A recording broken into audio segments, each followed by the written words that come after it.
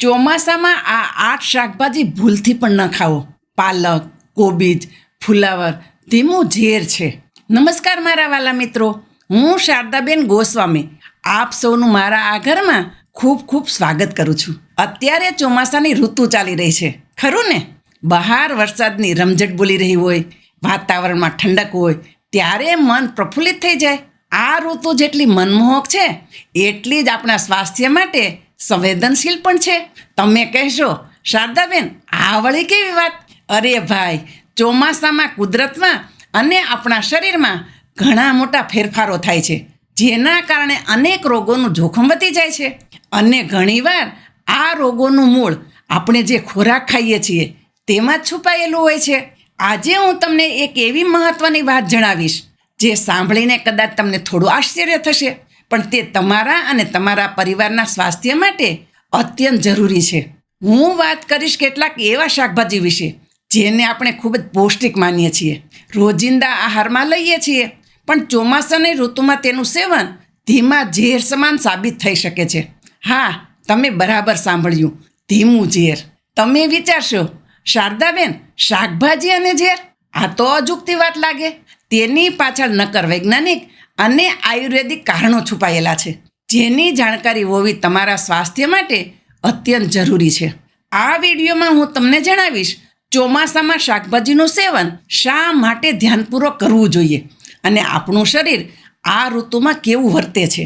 કયા શાકભાજી ચોમાસામાં ટાળવા જોઈએ, જેમ કે પાલક, ફુલાવર, કોબીજ, સલાડ, શિમલા મિર્ચ અને બીજા ઘણા બધા. શા માટે આ શાકભાજી ચોમાસામાં હાનિકારક બની શકે છે, તેની પાછળના વૈજ્ઞાનિક અને આયુર્વેદિક રહસ્યો. તો પછી ચોમાસામાં કયા શાકભાજી ખાવા જોઈએ જે આપણા શરીરને માફક આવે, તેની પણ વાત કરીશું. અને જો ભૂલથી કે મજબૂરીમાં આ શાકભાજી ખાવા પડે તો શું સાવચેતી રાખવી જોઈએ? તો ચાલો આપણા સ્વાસ્થ્યના હિતમાં આ મહત્ત્વની અને ઉપયોગી જાણકારીની યાત્રા શરૂ કરીએ. ભાગ 1, ચોમાસામાં શાકભાજીનું સેવન શા માટે ધ્યાનપૂર્વક કરવું જોઈએ. સામાન્ય કારણો. ચોમાસામાં કુદરત અને આપણા શરીર બંનેમાં મોટા ફેરફારો આવે છે અને આપણે તેનું ધ્યાન રાખવું પડે. આ ફેરફારો આપણા પાચનતંત્ર અને રોગ પ્રતિકારક શક્તિ પર સીધી અસર કરે છે.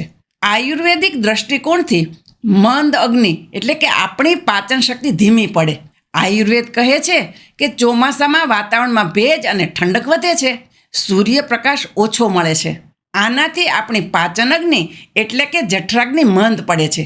જઠરાગ્નિ ધીમી પડે ત્યારે ખોરાકનું પૂરેપૂરું પાચન થતું નથી. આના કારણે શરીરમાં આમ એટલે કે અપચો, કાચો રસ કે ઝેરી કચરો જમા થાય છે. આમ જ અપચો, ગેસ, કબજિયાત, તાવ, સાંધાનો દુખાવો અને ચામડીના રોગો જેવા અનેક રોગોનું મૂળ બને છે. વાયુ દોષનો પ્રકોપ. ચોમાસામાં શરીરમાં વાયુ દોષનું પ્રમાણ ખૂબ વધી જાય છે, એટલે જ આ ઋતુમાં ગેસ, પેટ ફૂલવું, સાંધામાં દુખાવા જેવી તકલીફો વધુ થાય છે. જે ખોરાક વાયુ વધારે તે આ ઋતુમાં વધુ નુકસાન કરે છે. વૈજ્ઞાનિક અને સ્વસ્થતાની દ્રષ્ટિએ જીવાણુઓ અને ફૂગનો ઉપદ્રવ. જુઓ દીકરાઓ, ચોમાસાનો ભેજ અને ગરમી જીવાણુઓ, બેક્ટેરિયા, ફૂગ અને બીજા નાના જીવોને વધવા માટે ખૂબ જ અનુકૂળ વાતાવરણ પૂરું પાડે છે. આ જીવાણુઓ શાકભાજી પર સરળતાથી આવી શકે છે. જંતુઓ અને કીડા. આ ઋતુમાં શાકભાજીમાં જંતુઓ અને કીડા પડવાની શક્યતા ઘણી વધી જાય છે. ખેતરોમાં પાણી ભરાય, ભેજ રહે એટલે આ જીવોનો ઉપદ્રવ વધે. જંતુનાશકોનો વધુ ઉપયોગ. આ જીવાતોને કાબૂમાં લેવા માટે ખેડૂતો ચોમાસામાં જંતુનાશક દવાઓનો વધુ ઉપયોગ કરે છે. આ કેમિકલ શાકભાજી દ્વારા આપણા શરીરમાં પ્રવેશીને ધીમા ઝેર સમાન કાર્ય કરી શકે છે. પાણીનું દૂષણ. ઘણા શાકભાજી જમીનની નજીક ઉગે છે. વરસાદના પાણી કે દૂષિત પાણીના છાંટા તેના પર પડીને બેક્ટેરિયા જેમ કે ઇકોલાઈ અને પરોપજીવીનો ચેપ લગાડી શકે છે. આ બધા કારણોસર ચોમાસામાં શાકભાજીની પસંદગી અને તેને રાંધવાની પદ્ધતિ વિશે અત્યંત સાવચેત રહેવું જરૂરી છે. ભાગ નંબર 2, ચોમાસામાં કયા શાકભાજી ટાળવા જોઈએ અને શા માટે. હવે હું તમને એવા શાકભાજી વિશે જણાવીશ જેને ચોમાસામાં ટાળવા જોઈએ. આ યાદી ધ્યાનપૂર્વક સાંભળજો અને સમજજો. નંબર 1, પાલક અને અન્ય પાંદડાવાળા શાકભાજી. જેમ કે તાંજળજો, મૂળાની ભાજી, સરસોનું શાક, ખાસ મેથી અને સરગવા સિવાય. શા માટે ટાળવા? પાલક જેવી ભાજીમાં ભેજનું પ્રમાણ ખૂબ હોય છે અને તેની સપાટી પર જીવાણુઓ, માટી, રેતી અને સૂક્ષ્મ કીડા ચોંટી શકે છે. તેને ગમે તેટલી સારી રીતે ધોવામાં આવે તો પણ તેમાં રહેલા જીવાણુઓ સંપૂર્ણપણે દૂર થતા નથી. આયુર્વેદ મુજબ તે વાત અને કફ વધારી શકે છે અને પચવામાં ભારે પડે છે જ્યારે આપણી પાચન શક્તિ મંદ હોય. મારી બા પણ હંમેશા કહેતા કે ચોમાસામાં ભાજી સાચવીને ખાવી. જોખમ: પેટમાં દુખાવો, ઝાડા, ઉલટી, અપચો અને ફૂડ પોઈઝનિંગ. નંબર 2, ફુલાવર અને કોબીજ. શા માટે ટાળવા? આ બંને શાકભાજીની રચના જેવી હોય છે કે તેના અંદરના ભાગમાં જીવાણુઓ, કીડા અને ઈયળો છુપાઈ શકે છે. ચોમાસામાં તેમાં કીડા પડવાની શક્યતા અનેક ગણી વધી જાય છે. વૈજ્ઞાનિક દ્રષ્ટિએ તેમાં સલ્ફર કમ્પાઉન્ડ્સ અને રેફિનોઝ જેવા કાર્બોહાઈડ્રેટ્સ હોય છે જે પેટમાં ગેસ અને પેટ ફૂલવાનું કારણ બની શકે છે. આયુર્વેદ મુજબ તે વાત દોષને પણ વધારે છે. જોખમ: પેટમાં ગેસ, પેટ ફૂલવું, અપચો અને જીવાતોના કારણે બીમારી. Number 3, salad. કાચા પાંદડાવાળા શાકભાજી જેવા કે લેટીસ. ઘણી જગ્યાએ આપણે તેને સલાડના પાંદડા કહીએ છીએ. કાચી કોબીજ, કાકડી, ટમેટાં વગેરે. શા માટે ટાળવા? સલાડ માટે વપરાતા કાચા શાકભાજીને ગરમીથી રાંધવામાં આવતા નથી, જેથી તેમાં રહેલા સૂક્ષ્મ જીવો નાશ પામતા નથી. દૂષિત પાણીના ઉપયોગથી કે નબળી સ્વચ્છતાથી તેમાં બેક્ટેરિયા જેમ કે ઇકોલાઈ અને પરોપજીવી સરળતાથી ફેલાઈ શકે છે. કાચા શાકભાજી આયુર્વેદ મુજબ વાત દોષને પણ વધારી શકે છે, જે આ ઋતુ માટે યોગ્ય નથી. જોખમ: પેટના ચેપ, ઝાડા, ઉલટી, ફૂડ પોઈઝનિંગ થવું. નંબર 4, શિમલા મિર્ચ એટલે કે કેપ્સિકમ. શા માટે ટાળવા? શિમલા મિર્ચ પણ ચોમાસામાં જલ્દી બગડી જાય છે અને તેમાં ફૂગ કે બેક્ટેરિયલ ગ્રોથ થવાની શક્યતા રહે છે. કેટલાક લોકો માટે તે ગેસ અને અપચાનું કારણ બની શકે છે, ખાસ કરીને જ્યારે પાચન નબળું હોય. જોખમ: અપચો અને પેટમાં અગવડ થઈ શકે છે. નંબર 5, રીંગણા. શા માટે ટાળવા? રીંગણા પણ ચોમાસામાં ખૂબ જ ઝડપથી બગડે છે અને તેમાં કીડા પડવાની શક્યતા ઘણી વધી જાય છે. મારી બા પણ કહેતા કે ચોમાસામાં રીંગણા ઓછા ખાવા. આયુર્વેદ મુજબ રીંગણા વાયુ અને પિત્ત બંને દોષને વધારી શકે છે. તળેલા રીંગણા વધુ ભારે અને તેલયુક્ત બની શકે છે, જે મંદ અગ્નિમાં પચવામાં મુશ્કેલ છે. જોખમ: અપચો, ગેસ અને ચામડીના રોગોનું જોખમ થઈ શકે છે. નંબર 6, ભીંડો.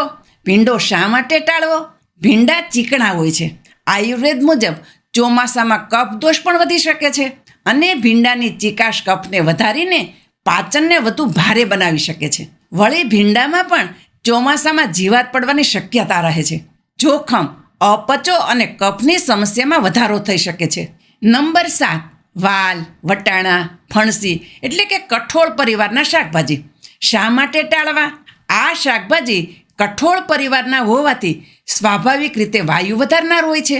ચોમાસામાં જ્યારે પાચન શક્તિ નબળી હોય ત્યારે તેનું સેવન ગેસ, પેટ ફૂલવું અને પેટના દુખાવાનું કારણ બની શકે છે. આયુર્વેદમાં તેમને વાતલ ગણવામાં આવે છે. જોખમ: ગેસ, પેટ ફૂલવું અને પાચન સંબંધી અગવડ થઈ શકે છે. Number 8, mushroom. શા માટે ટાળવા? મશરૂમ ભેજવાળા વાતાવરણમાં ઉગે છે અને તેમાં બેક્ટેરિયા, ફૂગ અને અન્ય સૂક્ષ્મ જીવોના દૂષણનું જોખમ ખૂબ વધારે હોય છે. તે પચવામાં પણ ભારે હોય છે, ખાસ કરીને ચોમાસામાં. જોખમ: ફૂડ પોઈઝનિંગ, એલર્જી અને પાચન સમસ્યાઓ. ભાગ નંબર 3, તો પછી ચોમાસામાં કયા શાકભાજી ખાવા યોગ્ય છે? તો હવે તમે કહેશો, શારદાબેન આટલું બધું ટાળવાનું કહેશો તો ખાવું શું? કુદરતે આપણને આ ઋતુ માટે પણ ઘણા સારા વિકલ્પો આપ્યા છે, જે આપણા શરીરને માફક આવે છે અને પચવામાં પણ સરળ છે. જમીનની અંદર ઉગતા શાકભાજી, ગાજર, બટેટા ખાસ પ્રમાણસર, શક્કરિયા, આદુ, હળદર, રતાળુ.